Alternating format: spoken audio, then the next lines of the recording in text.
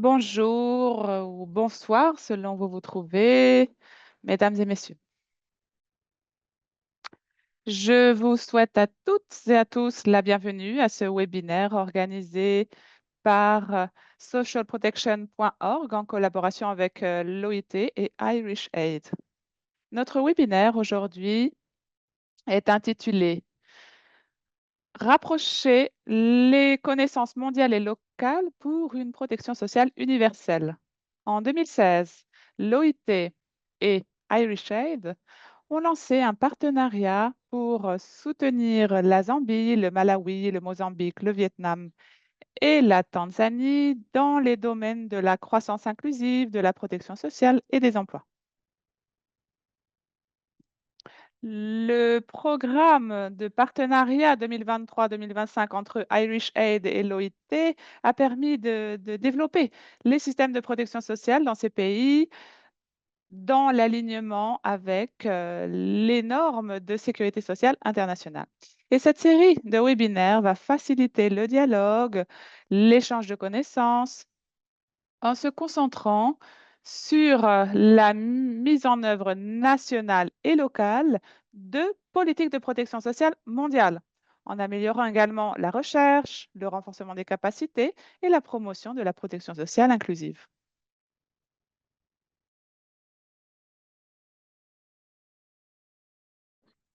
Laissez-moi, mesdames et messieurs, vous faire une bref présentation des logos utilisés dans le cadre de protection sociale nationale.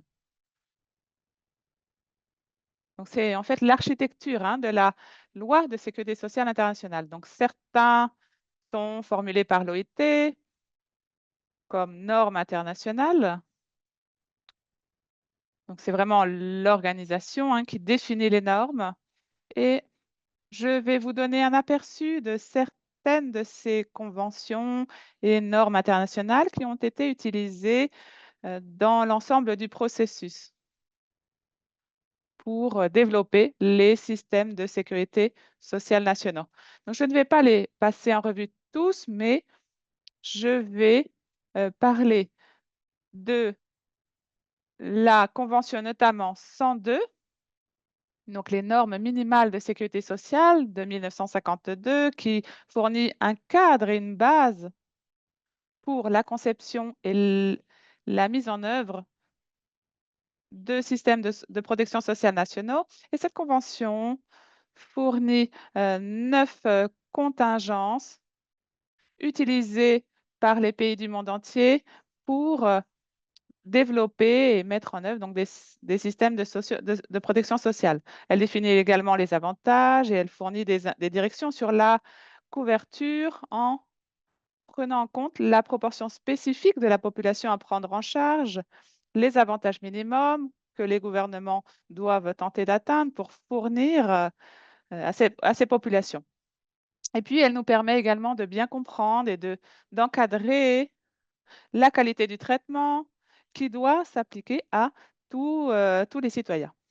Et puis, nous avons également la recommandation 202 de 2012 qui fournit également des orientations pour les États membres en matière de formulation de plancher de protection sociale nationale. Donc, cela fournit également des contingences, mais également des orientations pour reconnaître la protection sociale nécessaire comme reconnue comme droit. Et elle fournit donc des garanties minimales et des normes qui doivent être assurées en matière de système de protection sociale.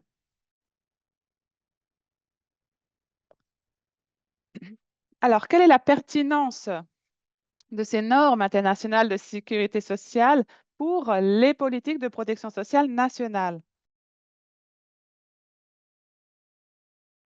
Alors, je voulais mettre en lumière euh, les trois avantages principaux sans tous les évoquer. Tout d'abord, c'est la cohérence politique et la fondation légale pour la conception des systèmes de protection sociale nationale, en reconnaissant donc avant tout que la protection sociale est un droit et elle doit être assurée de façon stable et durable. Et puis, ces normes nous permettent également d'assurer ce qu'on appelle un benchmarking ou une amélioration des systèmes, c'est-à-dire que cela fournit des références, de très bons cadres qui nous permettent d'identifier les lacunes et puis d'y remédier en s'alignant sur des principes mondiaux, principes de, alignés sur les objectifs de développement durable.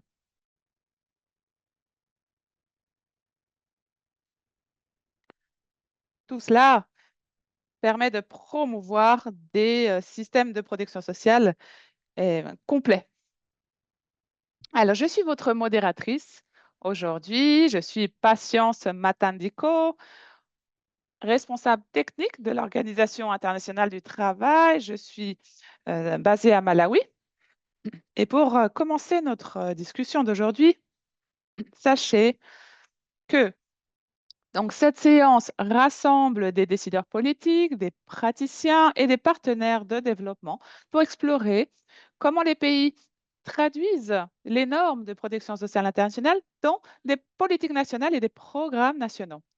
Donc, cette séance va permettre de démontrer, de faire la démonstration d'exemples pratiques du Malawi, de Vietnam et de Zambie, en mettant l'accent sur la façon dont chaque pays s'adapte et adapte les directives mondiales à ses réalités locales.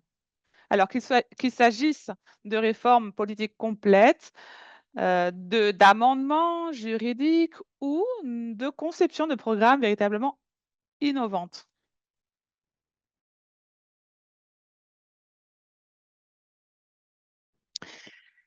Laissez-moi dans un premier temps rappeler quelques éléments d'organisation pour cette séance. Sachez que cette séance est enregistrée. Son enregistrement sera mis à disposition à l'issue de cette séance sur Social Protection et sera envoyé à toutes les personnes qui s'étaient enregistrées. Nous allons utiliser la messagerie pour nous présenter, pour apporter des commentaires ou partager des informations, des liens utiles. Parce que ce webinaire est vraiment destiné à améliorer, stimuler le partage de connaissances. Sachez également que nous disposons aujourd'hui d'une interprétation simultanée en français, en portugais et en vietnamien. Donc, cliquez sur votre écran Zoom sur l'icône du globe pour accéder et sélectionner la langue de votre choix. Nous avons également des sous-titres générés automatiquement par Zoom. Donc, cliquez sur Zoom AI, donc CC, le symbole que vous voyez à l'écran. Cliquez dessus pour les activer.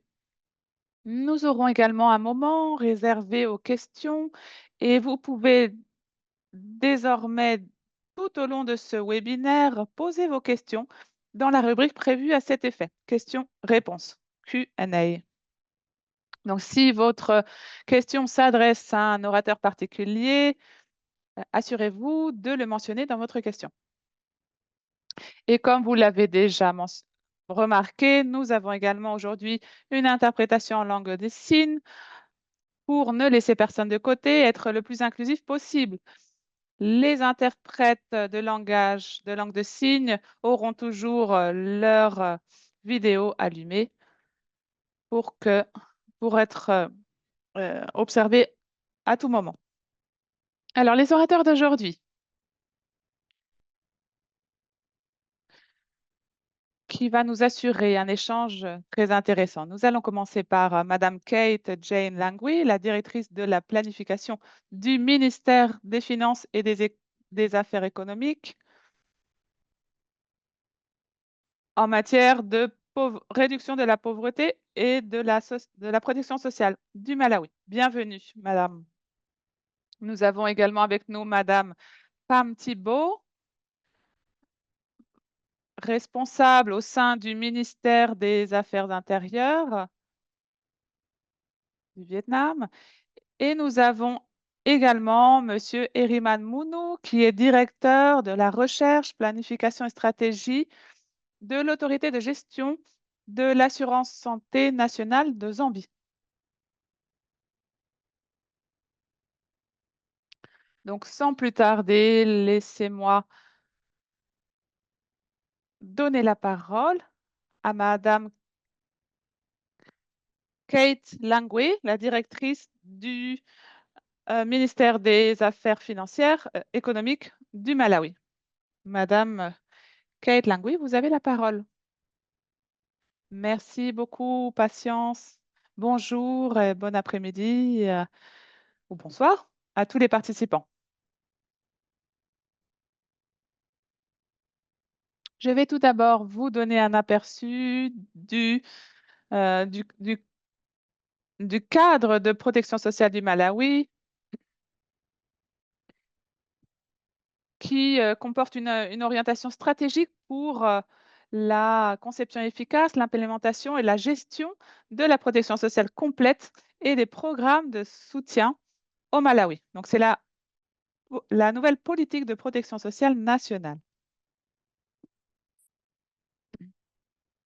Alors, quelques éléments de contexte tout d'abord. Sachez que cette nouvelle politique est issue de l'ancienne avec deux nouvelles interventions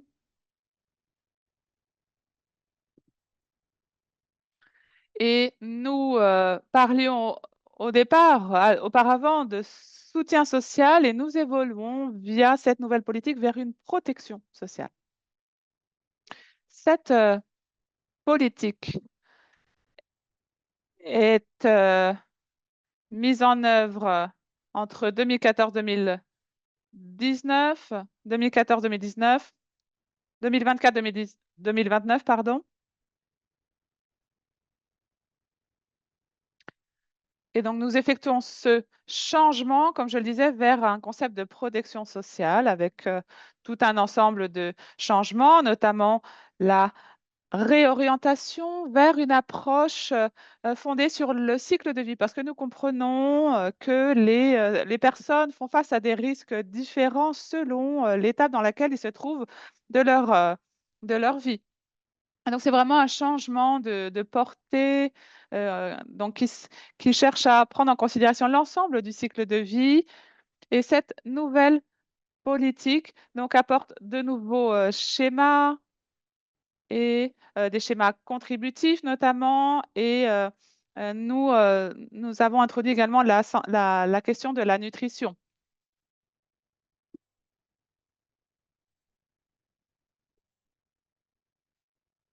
Alors, cette nouvelle politique est liée aux protocoles nationaux, régionaux et aux instruments internationaux pour nous assurer donc, que cette politique est alignée sur ce qui se passe à l'échelle mondiale.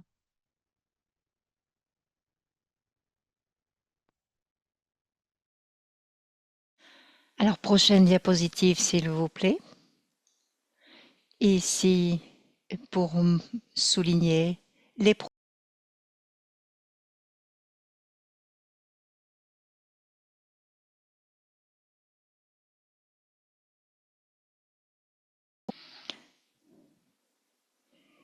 cette politique vise à résoudre une série de problèmes. Nous avons un régime de sécurité sociale qui existe, mais la couverture était très limitée et était restreinte au secteur formel. Avec la couverture des programmes d'assurance sociale que nous avons, seulement 1% de la population participe à des programmes de pension et de vieillesse.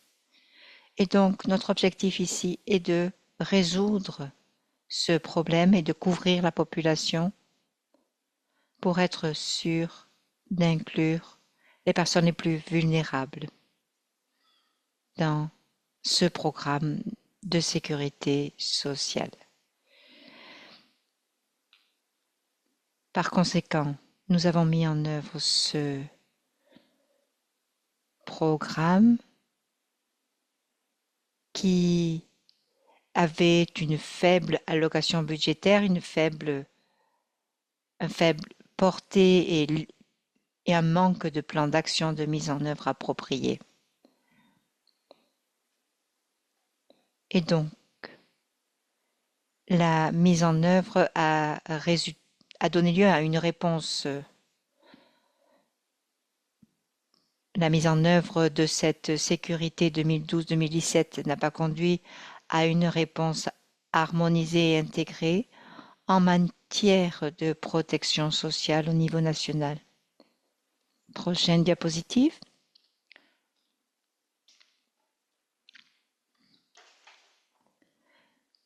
Alors, l'objectif de cette nouvelle politique est de fournir une orientation stratégique pour la conception, la mise en œuvre et la gestion efficace de programmes complets de protection de soutien social. Et il vise aussi à améliorer les conditions de vie générales des plus vulnérables pour leur permettre de bénéficier des services sociaux, notamment en matière d'éducation et de santé. En termes d'objectif global de cette politique,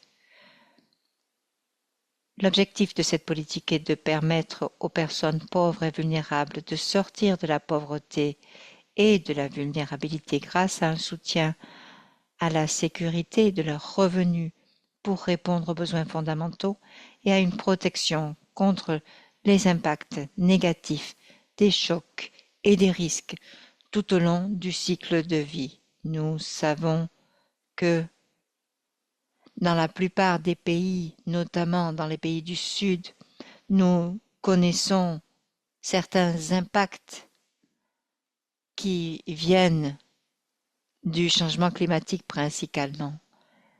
Prochaine diapositive. Alors, quels sont les résultats de cette nouvelle politique? En 2029, lorsque nous aurons terminé ce plan, notre objectif est d'avoir un développement du capital humain, une résilience accrue des populations pauvres et vulnérables, un système de protection sociale renforcé et sensible aux chocs mis en place, une qualité et une couverture de la sécurité sociale améliorée qui couvre les risques tout au long de la vie, une cohésion sociale renforcée et une capacité institutionnelle renforcée en matière de protection sociale. Quels sont les objectifs au niveau des politiques? Nous avons 5 objectifs. Le premier est de fournir une aide sociale aux plus pauvres et aux plus vulnérables afin d'améliorer leur niveau de vie.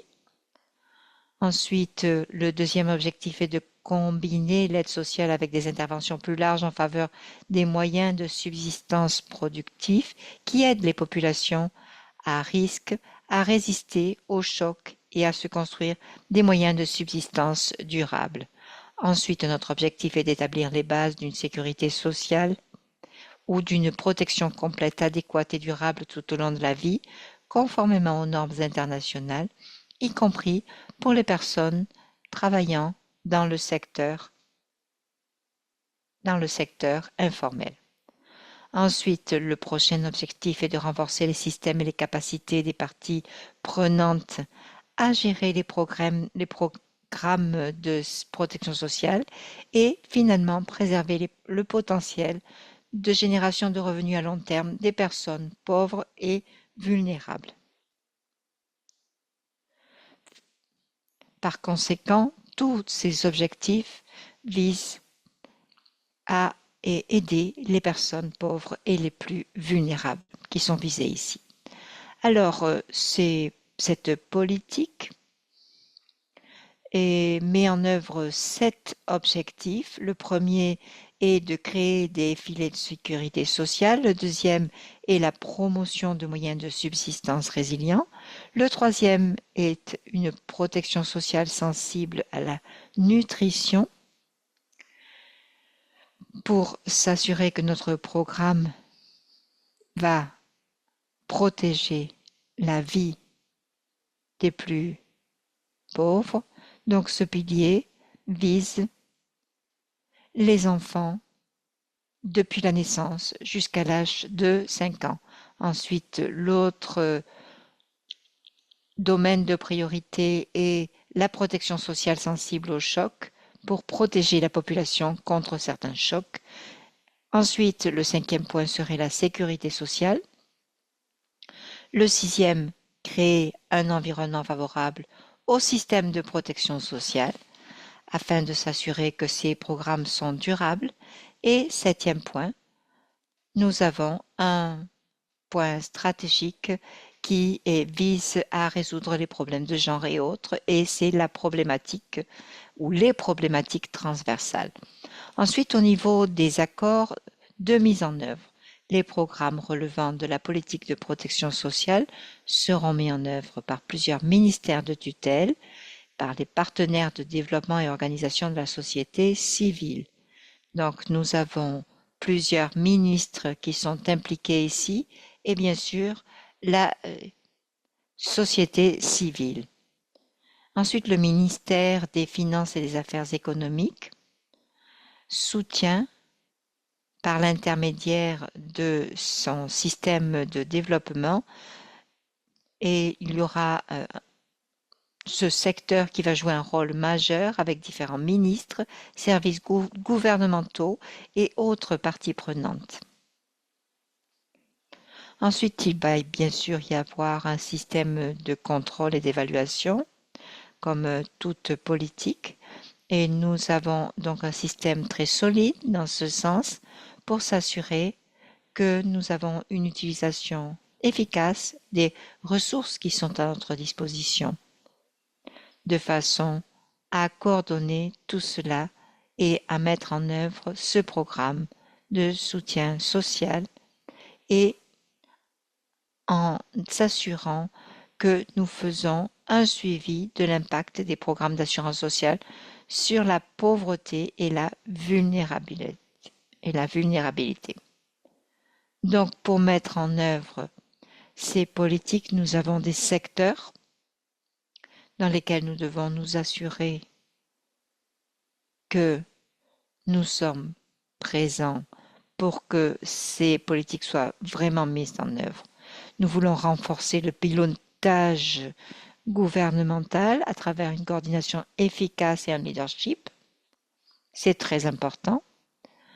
Et bien sûr, nous avons besoin d'un financement durable avec une contribution locale progressive de façon à ce que tous les efforts que nous réalisons soient durables et qu'il puisse y avoir un progrès dans le futur. Nous voulons aussi nous baser sur la consolidation du registre social grâce à son institutionnalisation, son dynamisme et son utilité. Donc ces données doivent être mises à jour en permanence pour que ce programme soit durable. Puis nous devons nous assurer que nous avons un investissement soutenu dans la sensibilité au choc et le renforcement de la résilience. Finalement, une fourniture rentable de filets de sécurité sociale de qualité grâce au renforcement du mécanisme de gestion des plaintes, un système de paiement électronique et un ciblage effectif pour assurer la mise en œuvre efficace de notre politique. Finalement, nous mettons en œuvre ce système de protection sociale, mais nous voulons être sûrs que nous pouvons fournir des voies de transition transparentes afin de réduire la pauvreté monétaire et multidimensionnelle grâce à un programme qui doit veiller à ce que la mise en œuvre de la protection sociale contribue à l'amélioration des indicateurs de développement humain, Nous voulons aussi assurer l'inclusion de la couverture en mettant en place des mesures visant à réduire la vulnérabilité des personnes qui ne sont pas les plus pauvres grâce à l'introduction d'une large gamme de produits pour diverses catégories sociales et économiques et veiller à ce que la mise en œuvre de la protection sociale contribue significativement au PIB grâce à l'amélioration des moyens de substance productive. Voilà, j'en ai terminé et je vous remercie. Merci beaucoup de nous avoir présenté cette nouvelle politique de protection sociale nationale pour le Malawi.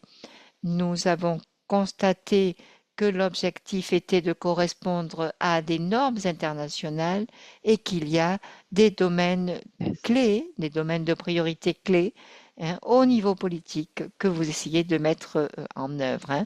En tout cas, merci beaucoup.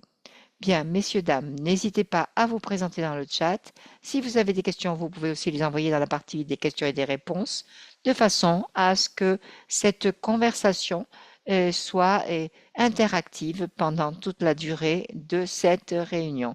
Nous allons maintenant donner la parole à Madame Pham Thi Bao, qui va faire sa présentation. Elle va nous présenter le système de pension à multi-niveau du Vietnam. Allez-y, madame. Bonjour, bonjour à tous. Merci, je remercie les participants. Est-ce que vous m'entendez correctement? Oui? Bien. Alors, je suis très heureuse d'être ici pour vous parler de notre système à plusieurs niveaux du Vietnam qui a été établi en fonction du nouvel instrument social national.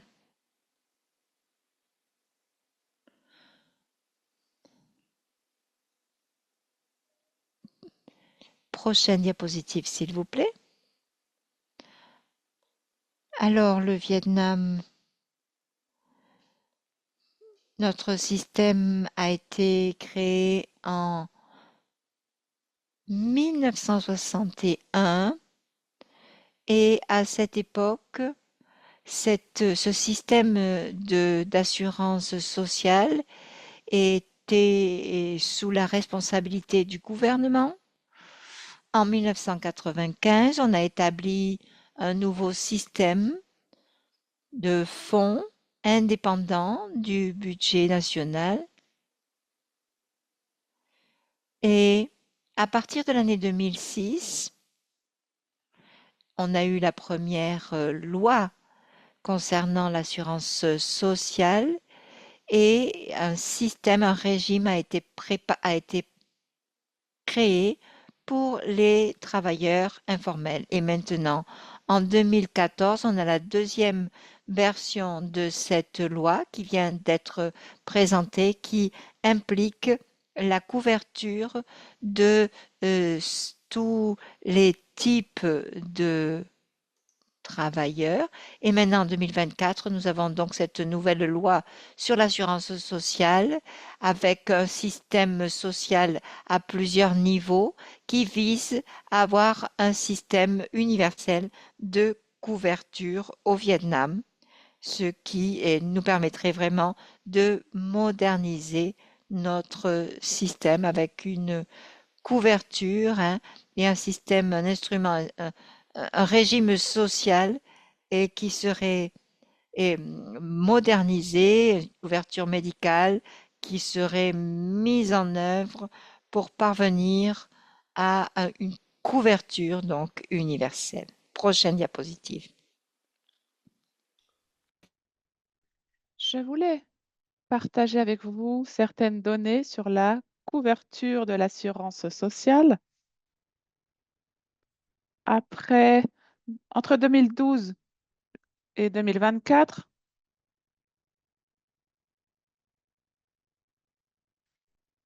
la couverture a augmenté au-dessus de 1 million de participants. Donc 40% de la, de la population active, ce qui est assez bas. C'est la raison pour laquelle nous avons besoin de réformes solides. En effet,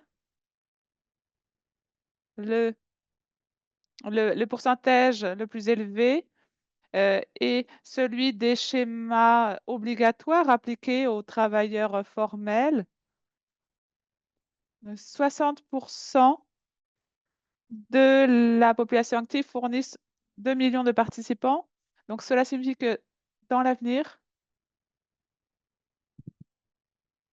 nous devons mettre l'accent sur la protection des personnes âgées, notamment la population non active.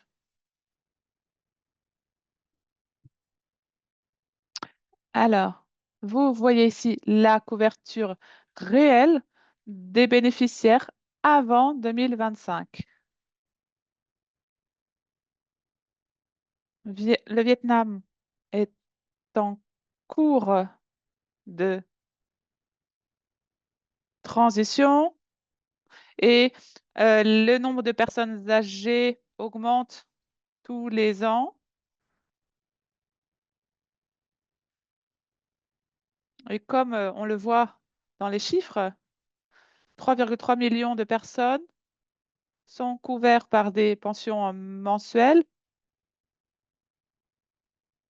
et par le fonds d'assurance sociale et 1 million de personnes reçoivent des subventions euh, donc destinées aux personnes qui ont participé à la guerre. Et nous avons également 2,1 millions de personnes âgées de plus de 80 ans qui reçoivent des contributions mensuelles. Donc, nous avons donc 8 millions de personnes âgées qui ne sont pas couvertes par les pensions mensuelles ou les allocations mensuelles. Donc, vous voyez hein, le fossé géant en matière d'assistance. Nous devons absolument réfléchir à la façon de réformer notre système pour parvenir à combler ce fossé, à parvenir à obtenir une meilleure couverture pour toutes ces personnes. Nous essayons de mettre en place donc une nouvelle réforme. Et pour cela, nous avons tout d'abord cherché à étendre la pension sociale, donc réduire l'âge éligible de 80 à 75 ans. Cela signifie que les personnes âgées qui parviennent à 75 ans peuvent bénéficier de cette allocation mensuelle euh, subventionnée par l'État. Et puis, autre mesure, autre nouveau schéma introduit, ce sont les pensions relais, c'est-à-dire ceux qui atteignent l'âge de la retraite mais qui ne sont pas encore éligibles à la pension d'assurance sociale et qui n'ont pas encore non plus l'âge de la pension sociale.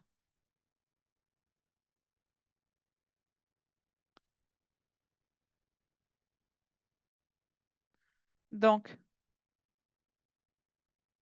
nous avons pris en compte cela et puis nous avons réduit la période qu'on appelle le blocage, c'est-à-dire que désormais, seulement 15 années de contribution sont nécessaires pour bénéficier d'une pension mensuelle. C'était 20 avant. Autre mesure appliquée, c'est l'expansion de la couverture de l'assurance sociale obligatoire pour différents groupes de travailleurs.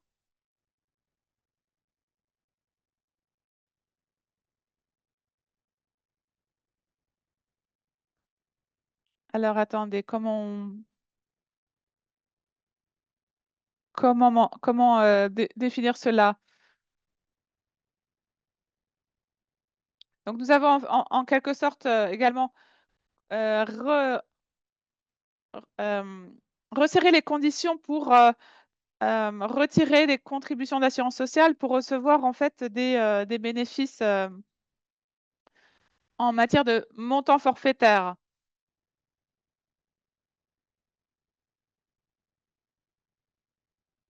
Pour là aussi améliorer la couverture.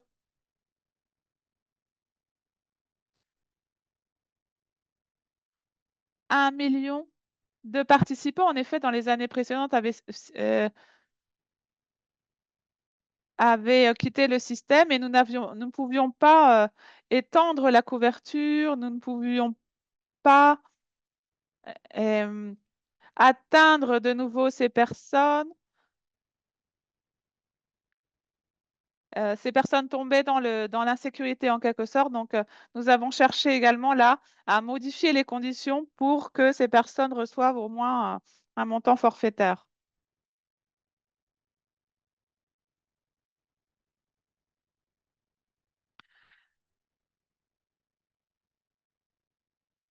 Nous avons reçu un soutien donc, du gouvernement, de l'État pour ce nouveau schéma introduit. Et puis, nous avons augmenté justement les subventions de la part de l'État pour les participants qui choisissent donc les schémas de contribution volontaire. Nous espérons que cela également ira dans le sens d'une meilleure couverture pour que des personnes se sentent encouragées à revenir dans ce système de contribution volontaire pour, in fine, améliorer le pourcentage de couverture.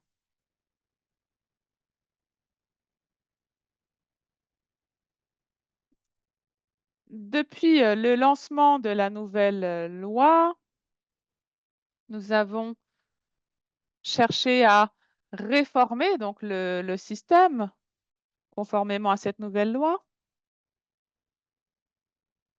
Alors, diapo suivante.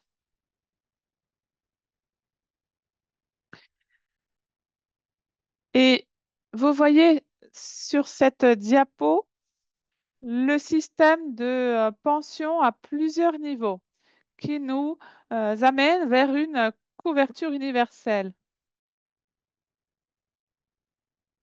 Donc, on a d'abord le niveau de pension sociale qui inclut les schémas non contributifs et les schémas contributifs.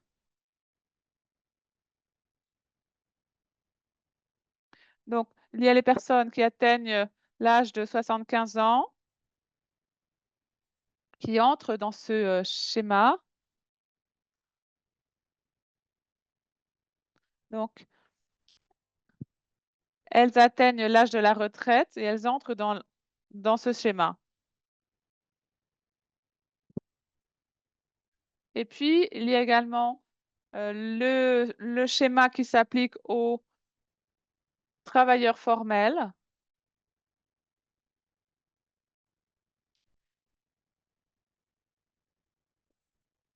Et puis, il y a le schéma pour les personnes qui ont souhaité payer davantage, contribuer davantage. Donc, il y a un niveau de pension, ce qu'on appelle pension de retraite complémentaire également, pour les personnes âgées avec plus de moyens qui ont pu contribuer davantage durant leur carrière professionnelle. Il nous reste 3 minutes. Alors, sur cette diapo, vous pouvez voir la comparaison entre le schéma non contributif et le schéma contributif.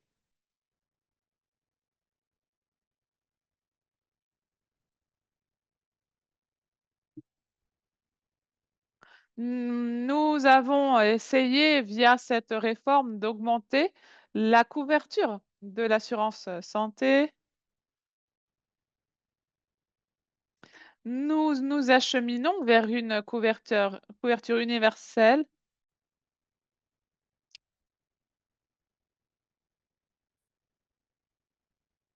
L'idéal est d'avoir une couverture de 60% de la population active d'ici 2030 et des 60% des personnes âgées.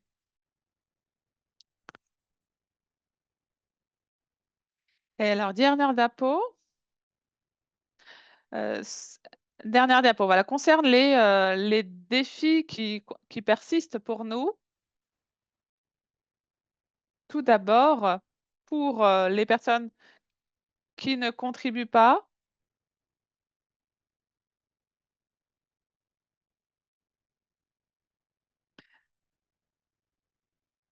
le bénéfice est très bas.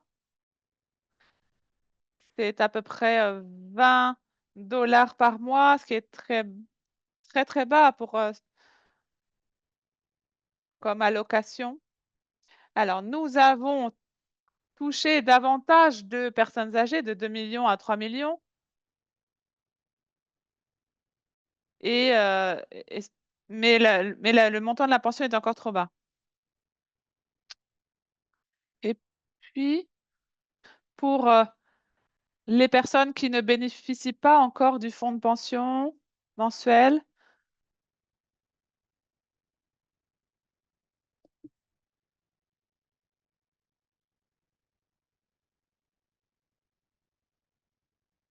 certaines personnes sont encore encouragées à retirer leurs contributions et à recevoir les subventions du gouvernement parce que la pension, même dans les schémas contributifs, est très basse.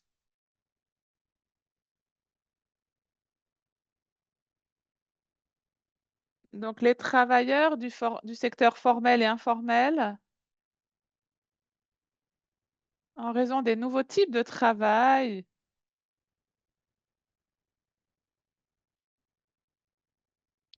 euh,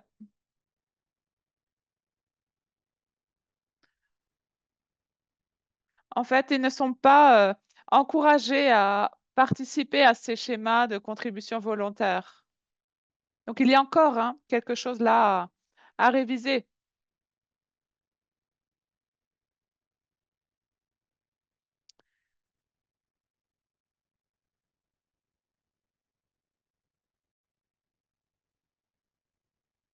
Donc, à l'avenir, nous devons modifier, réformer encore le système pour parvenir à la couverture universelle et qui doit passer par eh bien, l'encouragement des personnes à entrer dans ces schémas contributifs. Voilà, je serai prête à répondre à vos questions lors de la séance de questions-réponses. Merci beaucoup, Madame Pambawa, pour cette présentation et cette présentation exhaustive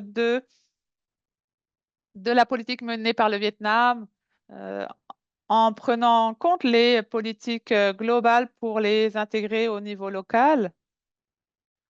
On voit un système de pension de retraite qui cherche à cibler différents groupes cibles et notamment à intégrer les personnes travaillant dans le secteur informel. Donc, c'est intéressant et nous avons hâte d'entrer dans une discussion animée à l'issue de ces présentations. Alors, sans plus tarder, laissez-moi appeler Monsieur Eriman Mono de l'Autorité de gestion de l'assurance de santé nationale de Zambie, qui va également nous présenter comment la Zambie implémente l'assurance de santé. Monsieur, vous avez la parole. Merci, bonjour à tous, chers collègues. Ma présentation portera sur la mise en œuvre du programme d'assurance de santé nationale et la façon dont nous avons intégré notre programme de protection sociale dans ce système avec une assistance sociale pour fournir un régime de protection sociale au niveau national en Zambie. Prochaine diapositive. Donc, ma présentation va être divisée en 4 parties que vous voyez ici sur l'écran. Prochaine diapositive. Le système national d'assurance maladie. Son contexte. Il a été créé par la loi nationale d'assurance maladie de Zambie. Il s'agit d'un mécanisme de financement de la santé. Il complète le financement du secteur de la santé par les recettes fiscales générales. Et il s'agit de fournir une protection contre les risques financiers liés aux dépenses de santé catastrophiques et approvissantes résultant des paiements directs pour les services de santé avec une demande, un système pour les demandes de soins. Il fournit un accès aux soins, garantit la disponibilité des fonds pour le secteur de la santé afin d'améliorer la prestation de services. Il améliore l'équité dans l'accès aux services de santé en étendant l'offre de services de santé assurée à tous les citoyens sans discrimination.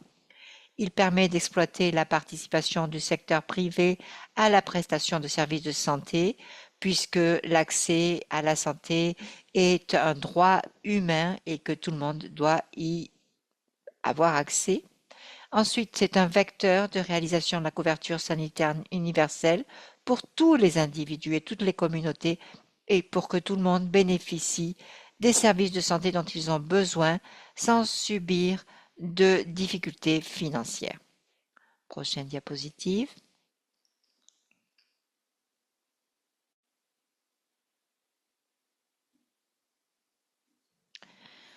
Donc, ce système dépend de l'Autorité nationale de gestion de l'assurance maladie que j'ai présenté. Il s'agit du ministère de l'assurance maladie et qui s'occupe de l'élaboration des politiques d'assurance maladie.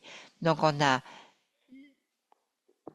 notre rôle ici que vous voyez en tant qu'autorité est collecter les contributions des membres, accréditer cela auprès de notre service et de façon à ce que les personnes ne doivent pas payer de leur propre poche les services de santé et donc on a une protection contre les risques financiers qui est fournie. Vu la couverture limitée de ce système, certains n'auront pas la possibilité de contribuer et ils risquent d'être laissés de côté. Ce sont justement les personnes qui ont besoin de ces services et pour les personnes qui appartiennent au système d'aide sociale, ils vont recevoir une aide du gouvernement tous les mois pour les aider. Ils ont besoin aussi d'une couverture médicale. Et vu le caractère contributif du régime, de ce régime, il y a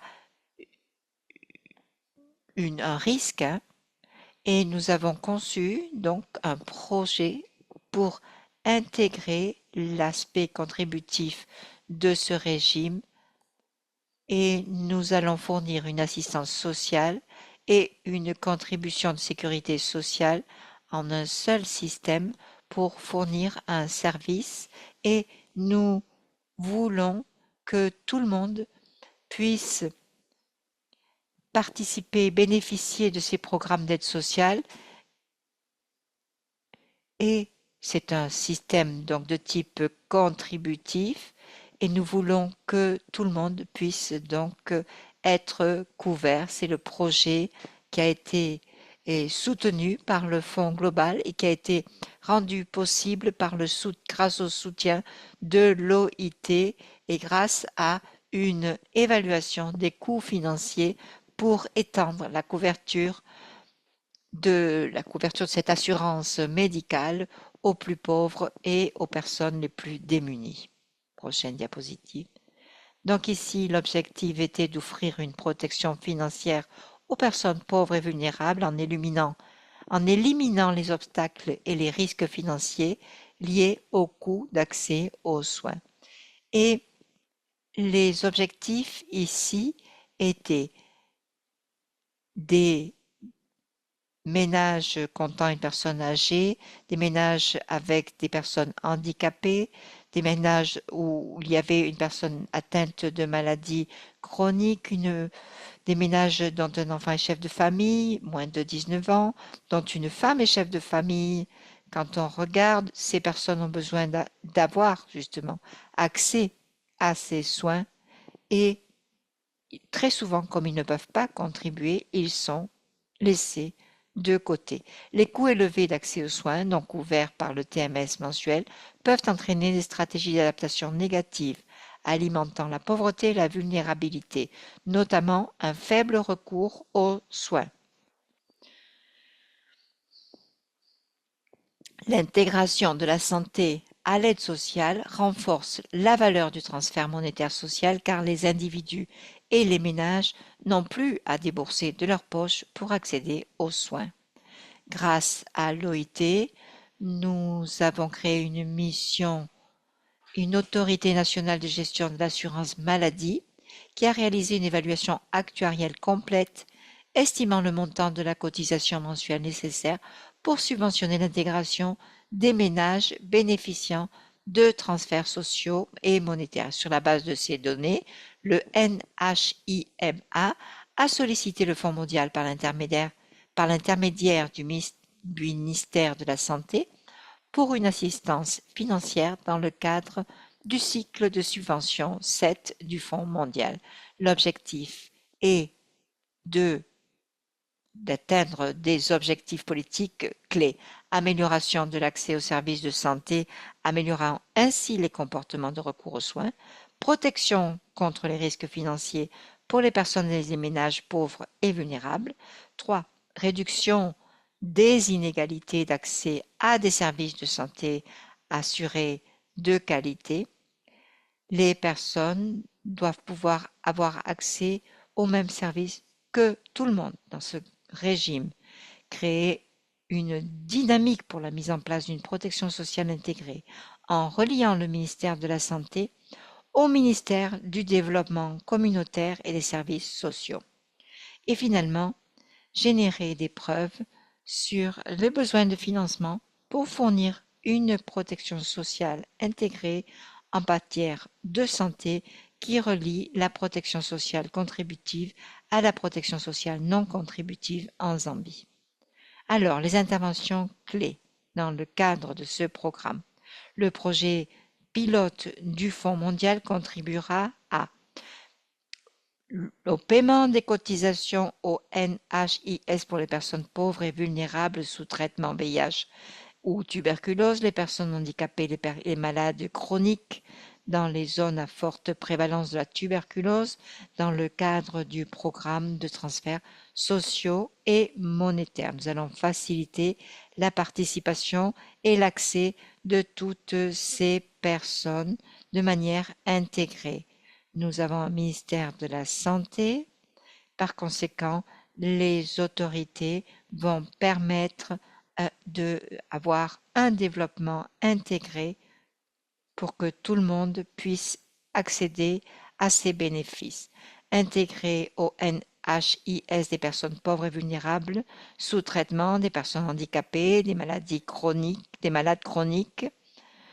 Nous avons aussi mené des campagnes de sensibilisation du public à l'échelle provinciale, du district et des communautés sur la mise en œuvre du régime national d'assurance maladie et la cotisation mensuelle moyenne de personnes pauvres et vulnérables est estimée selon l'évaluation actuelle du NHIS à 50 kwacha, 2,5 USD par mois pour un ménage de 7 membres maximum inscrits au NHIS. Donc, ils vont avoir accès à ces services comme tout le monde et ne seront plus discriminés. Ensuite, nous aurons une résilience et nous allons ainsi pouvoir réduire la pauvreté grâce à ce système. Alors, qu'est-ce que nous attendons de ce programme et de cette approche intégrée? Eh bien, nous voulons un résultat final, et à savoir que tous les Zambiens, y compris les personnes pauvres et vulnérables, aient accès à des services de santé assurés de qualité et à la couverture sanitaire universelle. Ensuite, nous voulons réduire la vulnérabilité sanitaire, sociale et économique et les inégalités permettant ainsi la CSU, la protection sociale universelle. Nous pensons que grâce à ce soutien, nous allons pouvoir réduire les stratégies d'adaptation négative de ménages pauvres et vulnérables face aux coûts catastrophiques de l'accès aux soins de santé. Nous pensons également que nous pouvons, en réduisant ces financements, avoir une utilisation accrue des services de santé conduisant à de meilleurs résultats de santé pour tous, en particulier pour les personnes pauvres et les plus vulnérables. Finalement, nous pensons que la protection sociale globale intégrée grâce à la fusion de l'assistance sociale et de l'assurance ou la sécurité sociale va nous permettre d'obtenir ces résultats. Prochaine diapositive. Voilà. Ici, vous voyez des chiffres que nous avons déjà obtenus grâce à ce projet d'assurance sociale, de sécurité sociale. Nous avons pu aider plus de 20 000 foyers, 57 000 assurés et 36 000 bénéficiaires qui n'ont pas dû payer pour cet accès à une couverture médicale, et ces personnes ont eu accès à ce service, ce qui a montré que ce type d'intervention peuvent fonctionner et que l'on peut avoir accès à des services de santé en intégrant le système de transfert social et le système d'assurance médicale sociale. Et cela fonctionne. Prochaine diapositive, de nouveau ici des chiffres pour vous montrer les objectifs que nous voulions atteindre, l'évaluation qui a été faite. Nous nous demandons d'abord est-ce que 2,5 $ par mois sont suffisants pour parvenir à ce système et est-ce que nous allons atteindre la limite financière de ce projet? Eh bien, ce projet pilote nous a montré que avec 2,5 $, on peut avoir accès à un système de couverture médicale intégré qui fournit une assistance sociale et une sécurité sociale à nos membres. Nous devons continuer à travailler et couvrir d'autres services de santé de manière intégrée pour nos membres. Prochaine diapositive.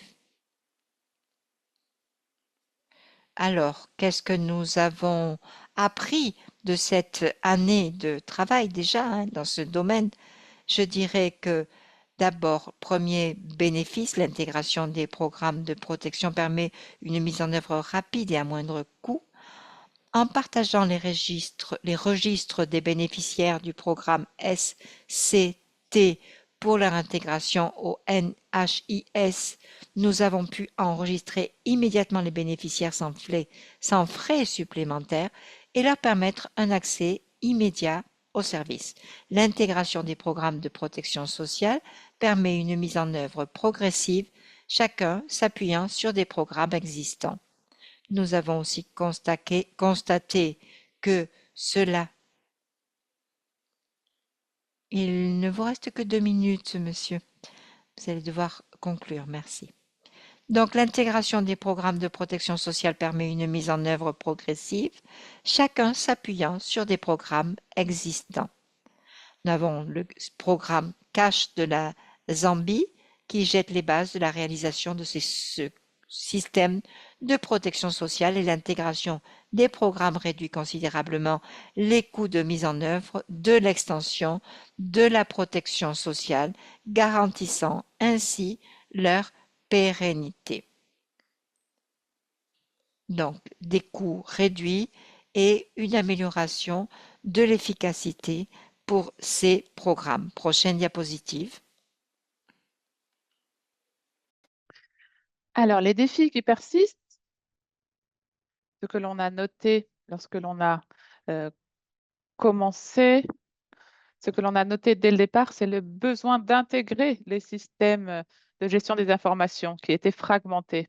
Et puis, il y a des silos dans la programmation. Alors, plusieurs programmes de protection sociale, en effet, sont exécutés de façon indépendante. Il faut intégrer tout cela. Et puis, on dépend en trop on dépend trop grandement du financement des donneurs, des donateurs. Et donc, cela, bien sûr, menace la durabilité et il faut chercher à améliorer le rôle de l'État, à lui donner davantage de responsabilités pour ne pas risquer d'interrompre le système. Au-delà, hein, bien, donc, du soutien des donateurs. Donc, voilà ce que j'avais à vous présenter. Merci beaucoup.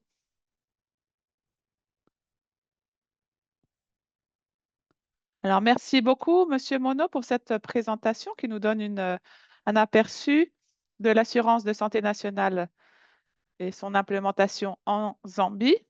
Vous avez très bien souligné que l'assurance nationale est un bon véhicule de protection sociale complète en assurant une couverture d'assurance nationale pour l'ensemble de la population, même ceux qui ne sont pas en mesure de contribuer au euh, programme d'assurance nationale. Mais surtout, vous nous avez montré la faisabilité de l'intégration de l'assurance sociale et de l'assistance sociale, intégrer ces deux schémas. Donc, merci beaucoup et merci à tous les présentateurs. Cela nous amène à la fin de notre présentation. Alors, nous avons la présentation du Malawi qui nous donne un aperçu de la façon dont s'est produite la transition alignée sur les concepts internationaux, mondiaux. Donc, nous avons écouté ensuite le Vietnam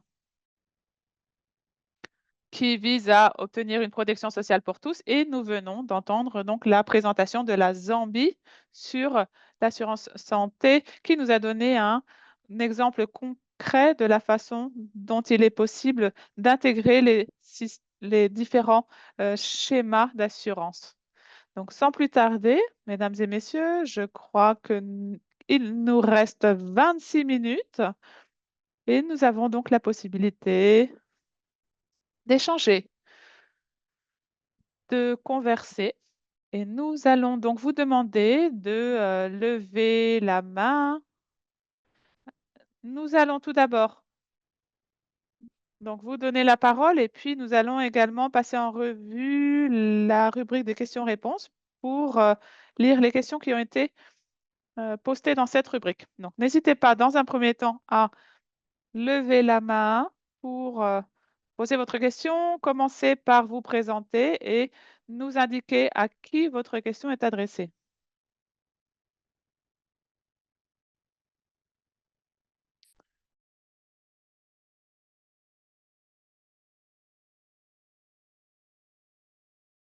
Alors, je regarde si je vois des mains levées. Alors, je ne vois pas de main levée pour l'instant, mais je vois une question dans le chat qui est adressée à Madame Langwe. La question vient de Tom et la question est la suivante. La présentatrice a mentionné que les bénéfices sont effectués via des e-paiements.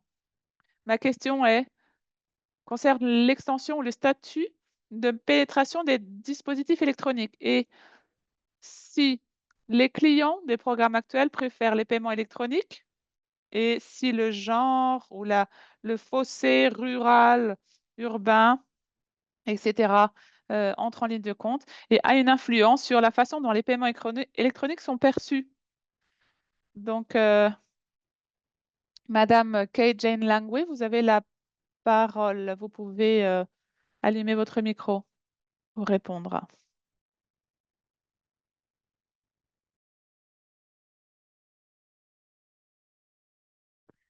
Merci beaucoup pour cette question. Oui, nous utilisons effectivement les paiements électroniques. Désormais, nous venons d'effectuer la migration. Nous avons déjà couvert l'ensemble. Nous n'avons pas encore couvert l'ensemble du pays, mais d'ici la fin de l'année, nous prévoyons d'avoir une couverture de 100%. Cela s'est avéré le mode de paiement préféré des bénéficiaires parce que notre programme de transfert de bénéfices sociaux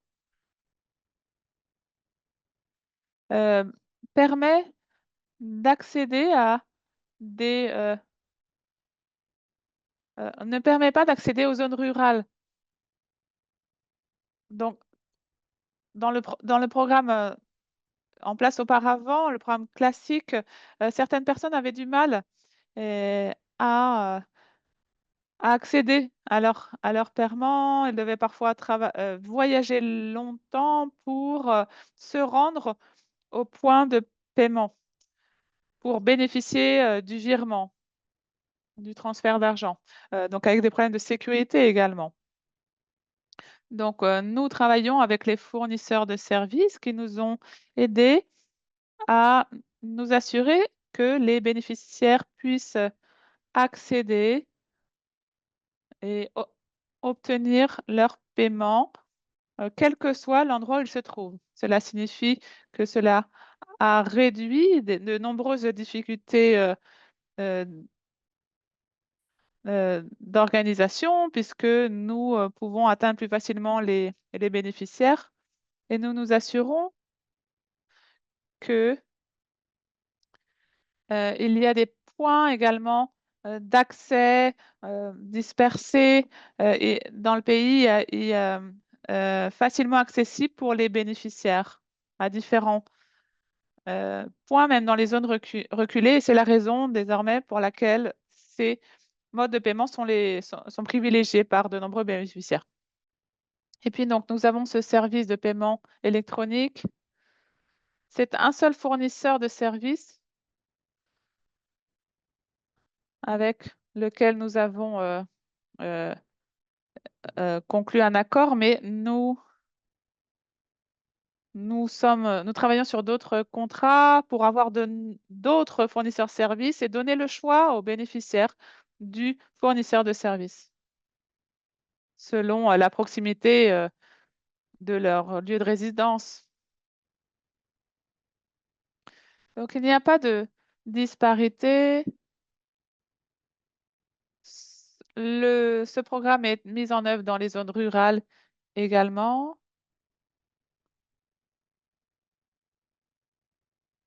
Et donc dans les zones urbaines, même si, bien sûr, pour les zones urbaines, l'accès aux autres méthodes est beaucoup plus facile. Et concernant le genre, la plupart des bénéficiaires,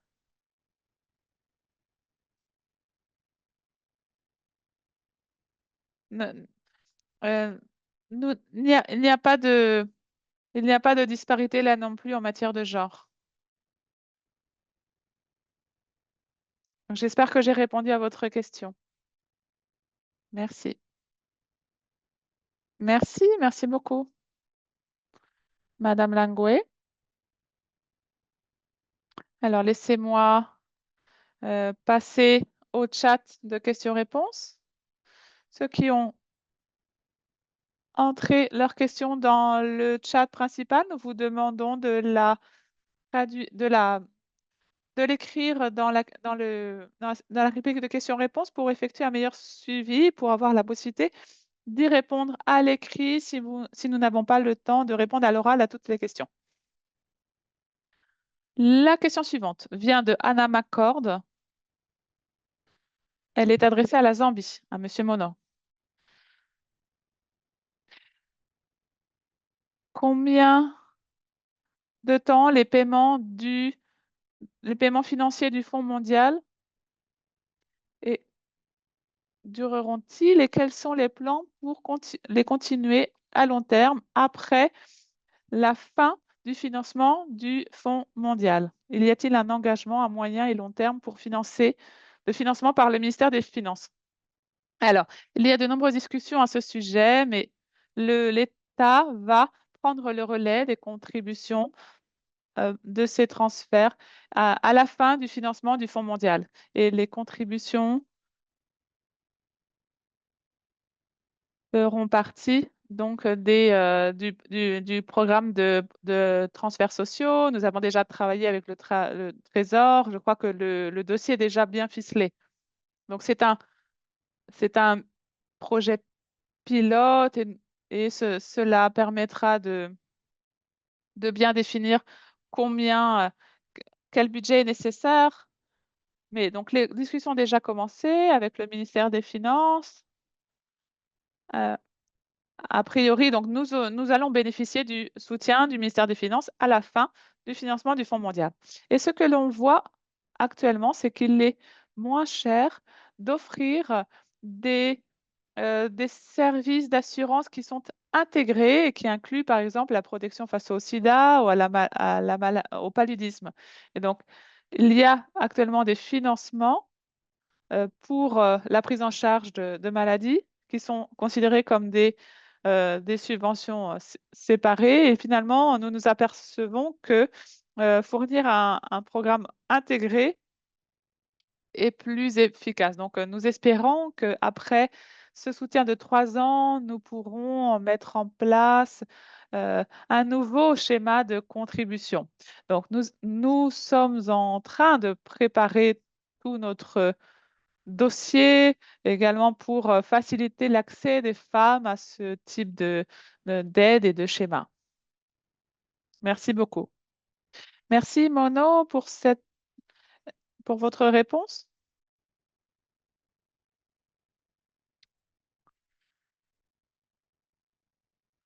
Alors, je vais passer à la question suivante. Je crois qu'elle vient du Cambodge, de Screen, et la question s'adresse à tous les panélistes. Elle concerne la façon dont la participation concerne la participation dans les schémas de paiement autonomes. Donc, quelles sont les meilleures pratiques pour optimiser la participation à ces schémas? Et quelles sont les meilleures pratiques utilisées?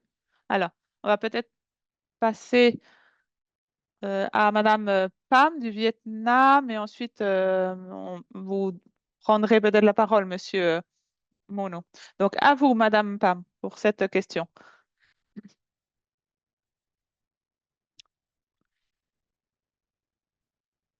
Alors, nous,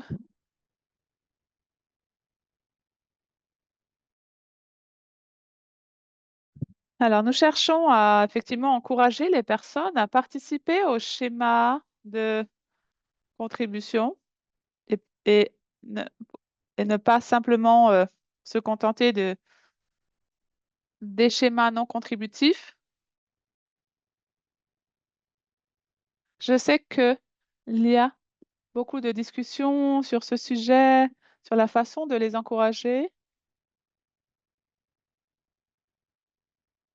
mais le niveau de participation obligatoire est assuré aux travailleurs, enfin, est imposé aux travailleurs formels.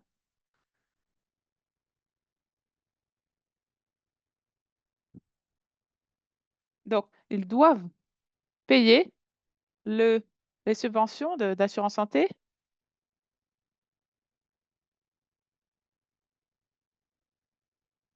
et la, la loi a été révisée en ce sens. Nous encourageons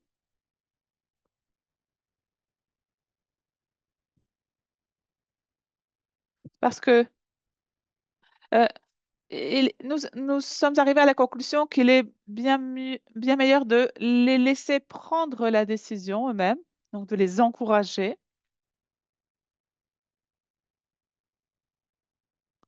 et de leur fournir une petite subvention Donc, c'est un encouragement pour tous, pour le travailleur, pour l'employeur également, parce que pour donc chercher à les encourager à prendre eux-mêmes cette décision, à juger par eux-mêmes que cette solution est la meilleure. Alors, même chose pour les congés de maternité, congés maladie. Nous pensons au long terme. Donc,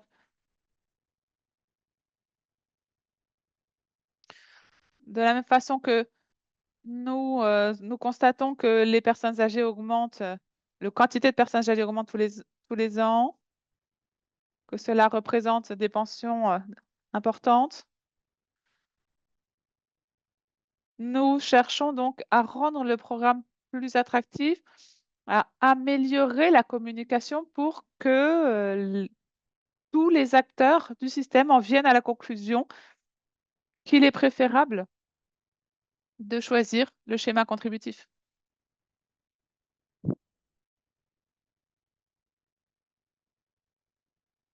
Et puis, surtout, nous encourageons en toutes circonstances le dialogue au sein du système formel, au sein du système informel également. Et je crois que nous avons encore beaucoup d'efforts à faire et de travail de communication également.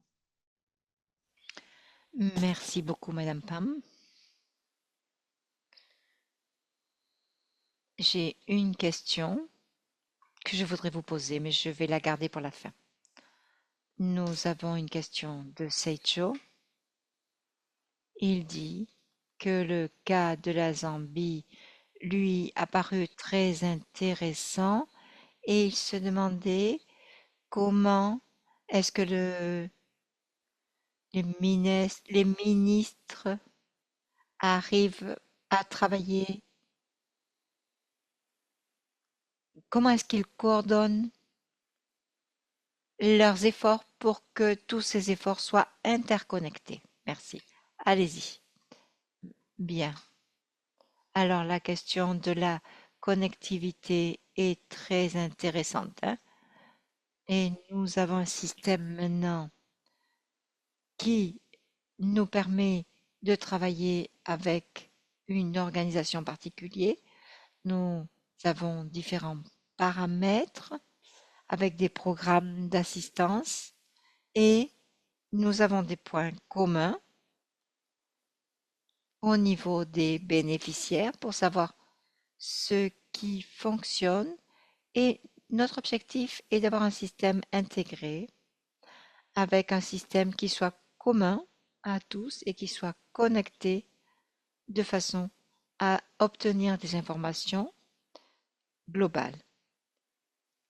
Donc, nous voulons avoir un système connecté et dans notre pays, nous avons une loi de protection des données qui garantit la protection de la vie privée des personnes et la protection de ces informations, mais dans le cadre de systèmes de protection sociale, nous voulons avoir un système global qui nous permette d'accéder à des informations sur une personne à partir d'un centre.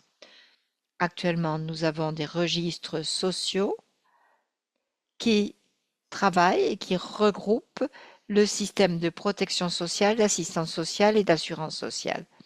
Nous voulons voir ce que nous pouvons intégrer comme système et avoir un registre qui permettrait que cela soit accessible à tous et que l'on puisse l'utiliser en cas de besoin. Merci, merci beaucoup. Il nous reste encore quelques minutes. Alors j'ai deux questions moi-même. Une question est une question générale et ensuite je vous encourage à envoyer vos questions, bien sûr, si vous en avez. Et si nous ne pouvons pas y répondre aujourd'hui, nous pourrons y répondre par écrit ultérieurement. Alors, je vais poser une question générale et je demanderai aux panélistes de répondre à cette question générale. Alors, première question destinée à la Zambie, je crois il peut y répondre. Donc la première question destinée à la Zambie, hein, comment coordonnez-vous vos efforts avec le ministère des Finances et les autres ministères et organismes gouvernementaux concernés afin d'assurer le financement durable de votre programme après l'épuisement des fonds mondiaux? Et la prochaine question est destinée à tous les présentateurs et c'est Monsieur Anthony Mansa qui a posé cette question. Il dit, le secteur public est connu pour ses difficultés. Est-ce qu'il y a des exemples de succès, procédures et innovations dans le domaine des programmes de protection sociale pour parvenir à la coordination entre différentes agences gouvernementales? Bien, alors on va répondre à la première question et peut-être rapidement à la deuxième avec quelques exemples et ensuite je donnerai la parole à Madame Langway et à Madame Palmer. Bien, merci. Alors cette interaction entre les ministères, comme je l'ai dit, va permettre que le ministère des Finances reçoive ces financements. C'est un point très important dans nos discussions, nous l'avons dit, ce financement doit être fait par l'État et reçu par l'État et géré par l'État.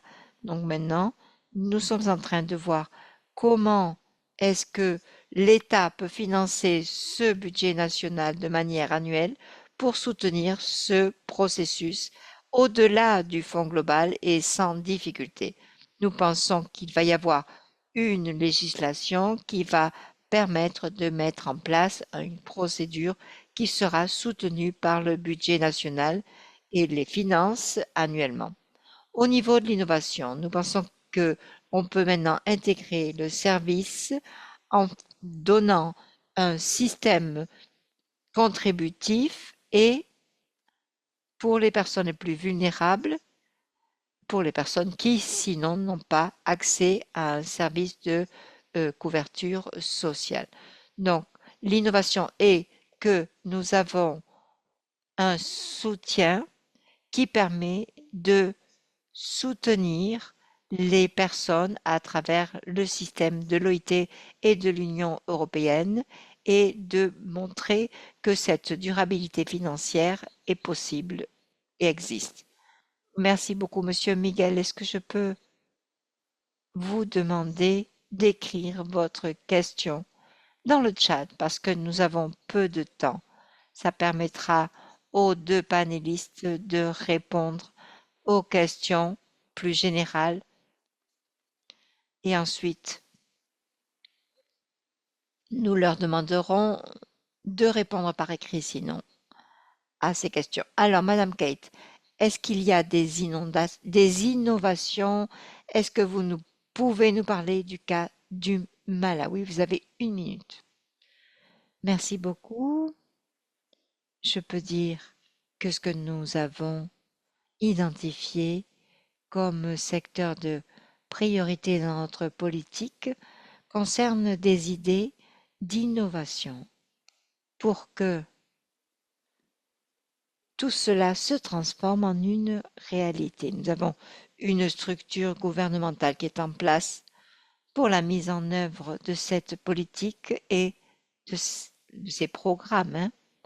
Comme je l'ai dit, nous avons un système de protection sociale qui intègre différentes parties prenantes. Nous avons plusieurs ministères. Nous travaillons aussi avec le gouvernement local, bien sûr. Cela correspond au secteur local. Nous avons aussi un ministère responsable du genre et du bien-être des enfants. Nous avons aussi différents représentants de la société civile et en tant que ministère des Finances, nous coordonnons les parties prenantes de façon à ce que toutes ces initiatives soient possibles. C'est quelque chose qui doit être faisable Et bien sûr, comme la plupart des pays, nous avons des contraintes fiscales avec des ressources qui ne sont pas suffisantes et nous sommes en train de travailler sur une stratégie de financement national de la protection sociale et nous sommes en train de voir comment nous pouvons travailler dans ce sens pour améliorer notre système de façon à ce que tous les bénéficiaires aient accès à ces différents programmes. Je ne sais pas si je peux continuer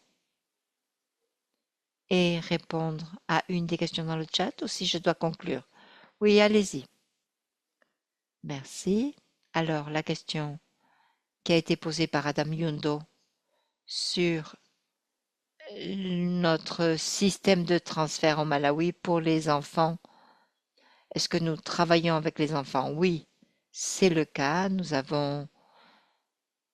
Nous nous occupons de ces enfants. Nous avons un système de nutrition dans notre protection sociale.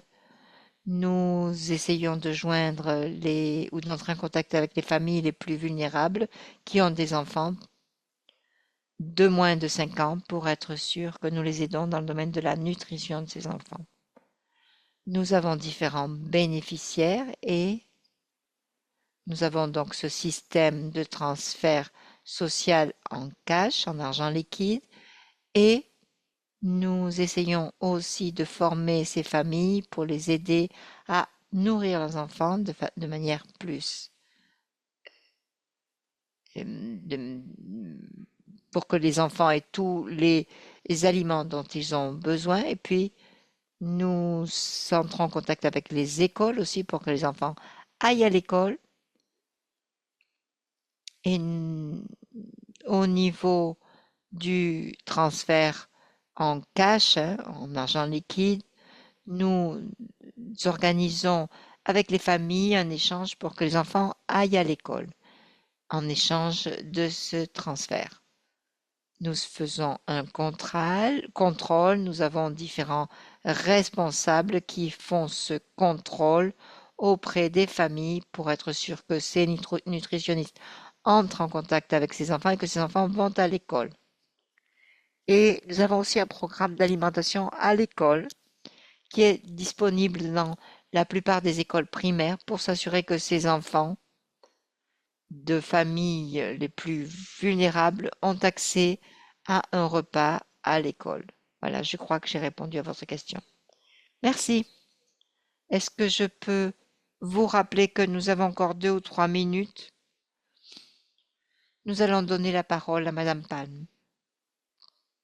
J'ai une question. Je voulais vous demander, en ce qui concerne le paiement électronique au Malawi, est-ce que les personnes utilisent leur service de mobile? Est-ce que c'est utile?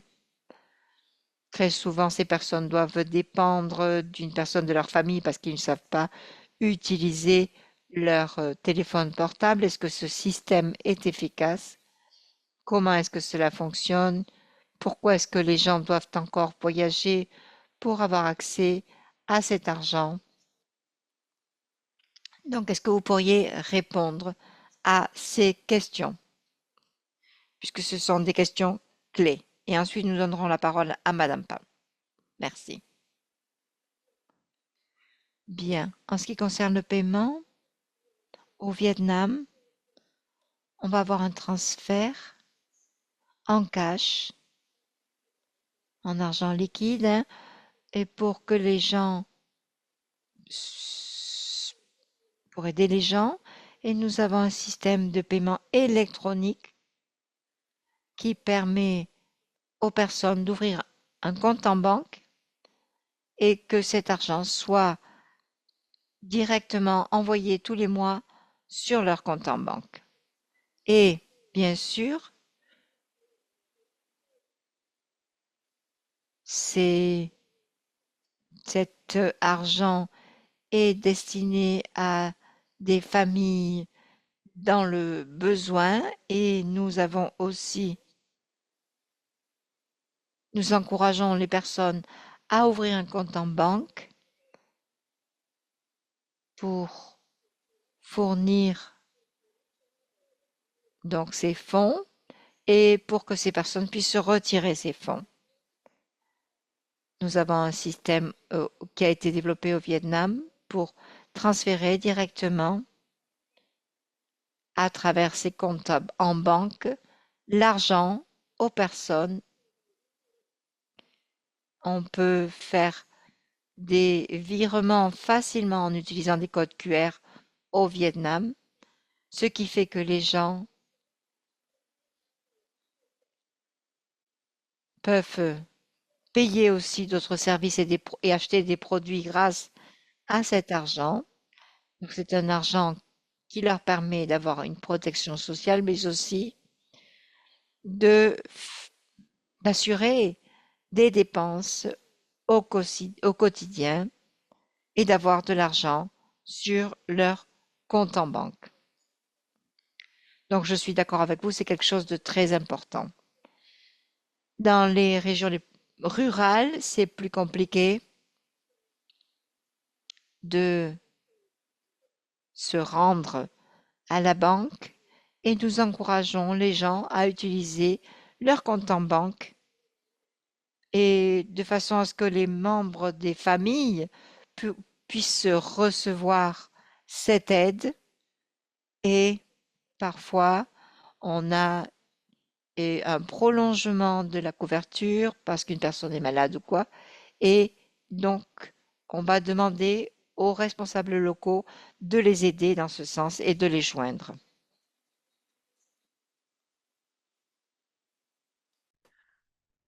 Alors, on a également une question sur la vulnérabilité.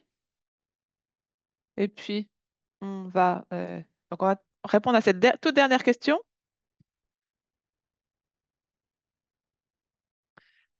Alors, avec chaque système, nous avons des défis, des difficultés. Dans ma présentation, j'ai dit que nous avons un système de mécanisme de plainte. Donc, lorsque les personnes rencontrent des difficultés,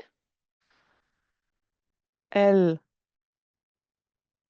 elles nous communiquent ces difficultés via notre système.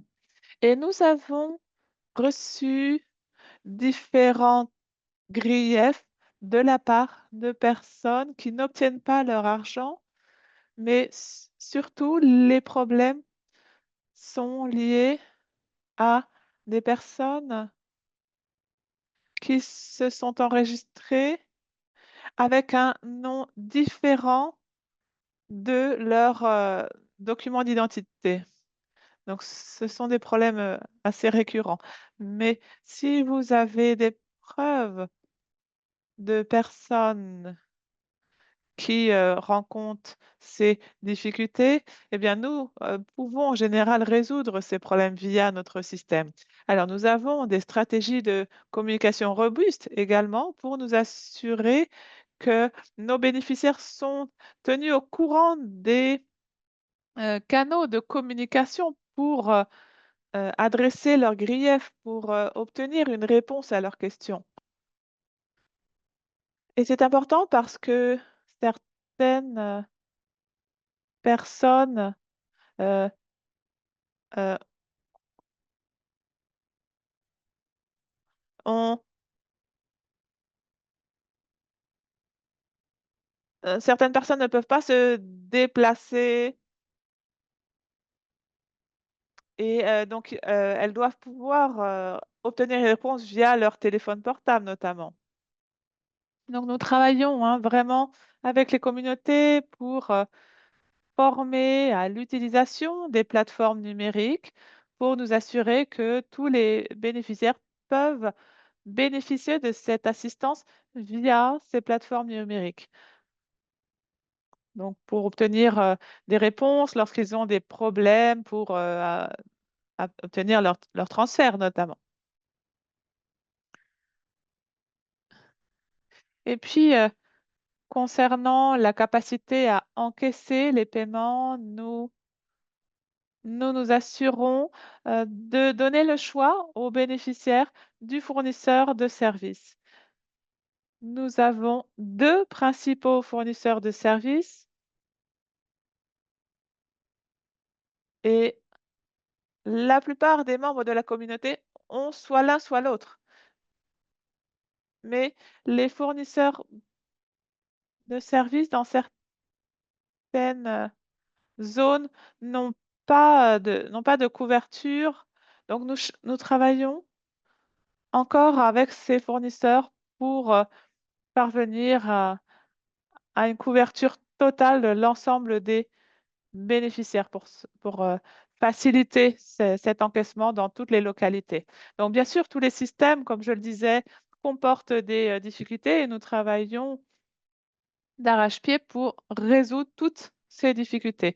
Mais les défis que nous rencontrons aujourd'hui par rapport à ce que nous rencontrions auparavant, euh, donc ces personnes, comme je le disais, qui devaient voyager sur de longues distances pour obtenir leur argent, finalement, le système actuel est beaucoup plus sûr, mais bien sûr, des difficultés persistent pour parvenir encore à atteindre tout le monde et à ce que tout le monde puisse obtenir son argent en toute sécurité.